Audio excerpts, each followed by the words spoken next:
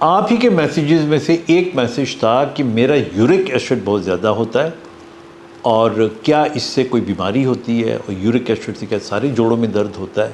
تو میں آپ کو بجائے تفصیل میں جانے کے چند ایک امپورٹنٹ باتیں بتا دیتا ہوں۔ دیکھیے، یورک ایسڈ جو ہے یہ ہماری باڈی پروڈیوس بھی کرتی ہے، اور جو چیز یورک ایسڈ بناتا ہے وہ ہماری غذا میں بھی شامل ہوتا ہے۔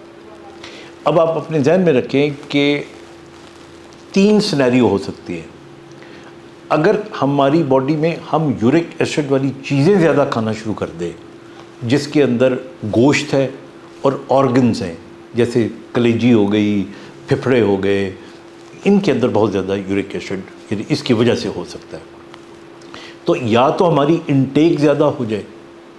اچھا، دوسری وجہ یہ ہو سکتی ہے کہ ہماری اپنی باڈی جو ہے وہ یورک ایسڈ زیادہ بنانا شروع کر دے، کیونکہ ہماری باڈی کے اندر جب ہمارے سیلز ڈسٹرائے ہوتے ہیں تو ان میں سے جو پروٹین نکلتی ہے وہ آگے کنورٹ ہو جاتی ہے یورک ایسڈ کے اندر۔ تو یہ دوسری وجہ ہو سکتی ہے۔ اور تیسری وجہ یہ ہو سکتی ہے کہ ہم کھا بھی کم رہے ہیں، ہماری باڈی پروڈیوس بھی کم کر رہی ہے، لیکن ہمارے جسم سے یورک ایسڈ نکل نہیں رہا، یہ نکلتا ہے یورین کے راستے۔ تو یہ 3 سینیریو ہو سکتے ہیں۔ تو جن لوگوں کا یورک ایسڈ زیادہ ہوتا ہے ان کو یہ تینوں چیزیں دیکھنی چاہیے۔ اب آپ آتے ہیں اس کے سمپٹمز کے بارے میں۔ دیکھیے، تقریباً 80% سے زیادہ جو یورک ایسڈ کی بیماری ہے اس کو گاؤٹ کہتے ہیں، اور یہ گاؤٹ ہمارے پاؤں کا جو انگوٹھے کا جوڑ ہوتا ہے، یہ وہاں پر سویلنگ کرتا ہے، وہ جگہ گرم ہو جاتی ہے، وہ جگہ ہاٹ ہو جاتی ہے، بخار چڑھ جاتا ہے، اور یہ ایک دم ہوتا ہے، یعنی آپ سوئے ہوئے ہیں، صبح اٹھے تو آپ کو لگا کہ بالکل انگوٹھا آپ کو سوجا ہوا ہے، ایون کوئی چیز بھی ٹچ کرتی ہے تو آپ کی چیخیں نکل جاتی ہیں درد سے۔ یہ علامتیں ہوتی ہیں اصل میں گاؤٹ کی۔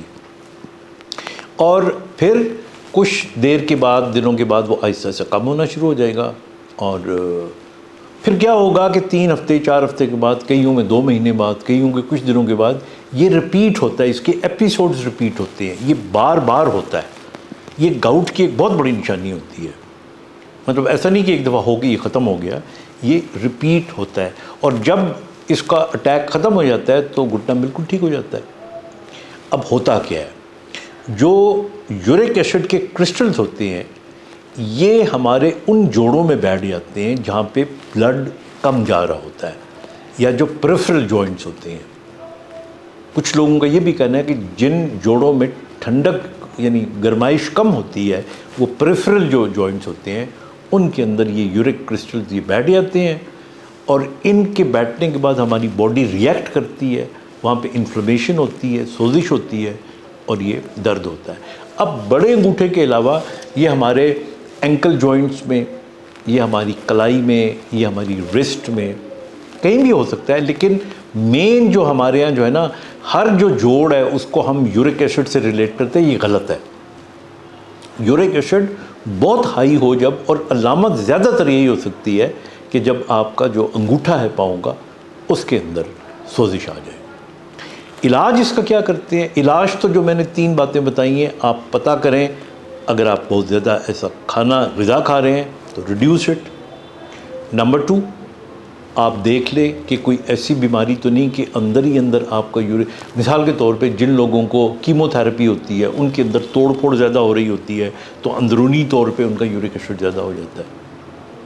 پھر اسی طرح آپ یہ دیکھ لیں کہ آیا نکلنے میں کوئی تو پرابلم نہیں ہے، اور اگر باڈی میں کنسنٹریشن زیادہ ہو جائے، مثال کے طور پہ کچھ دوائیاں ہیں جو پیشاب آور دوائیاں ہوتی ہیں بلڈ پریشر کو کم کرنے کے لیے، وہ اگر ڈائیوریٹکس کہتے ہیں، وہ اگر آپ زیادہ استعمال کریں گے پیشاب زیادہ نکلے گا، لیکن جو یورک ایسڈ ہے وہ اندر زیادہ جمع ہو جائے گا، اور اس کی وجہ سے انگریز جو ہیں گورے، ان کے اندر جو بیئر وغیرہ زیادہ پیتے ہیں ان کے اندر یہ ہو سکتا ہے۔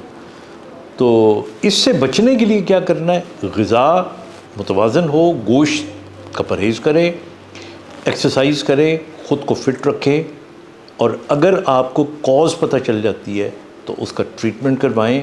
ہم دوائیوں میں نان اسٹیرائڈل اینٹی انفلیمیٹری میڈیسن دیتے ہیں، اس کے علاوہ اس کی کولسیچن اپنی بھی ایک دوائی ہوتی ہے وہ بھی دی جاتی ہے، اور بعض اوقات ہمیں اسٹیرائڈ بھی دینے پڑتے ہیں۔ اپنا خیال رکھیے گا. خدا حافظ.